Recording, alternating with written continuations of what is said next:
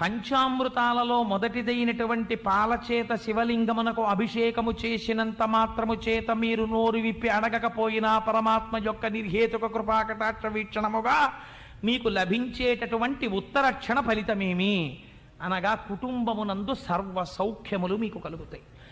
ఏ సౌఖ్యము ఏ సుఖము మీకు కలిగితే మీరు వర్ధిల్లుతారో, ఏ సుఖము మీకు ఉంటే మీరు వృద్ధిలోకి వస్తారో అటువంటి సుఖాన్ని పరమాత్మ మీకు కల్పిస్తాడు. ఏమండి, నేను శివలింగానికి ఆవు పాలతో అభిషేకం చేశాను, నాకేమో జిల్లా కలెక్టర్ పోస్ట్ రాలేదేమిటండి అని మళ్ళీ వచ్చి నా కాలర్ పట్టుకోకండి. ఎంతవరకు ఏ కోరిక మీకు తీరడము చేత మీరు ఉన్నతిలోకి వస్తారో అటువంటి సుఖము శివుడికి తెలుసు.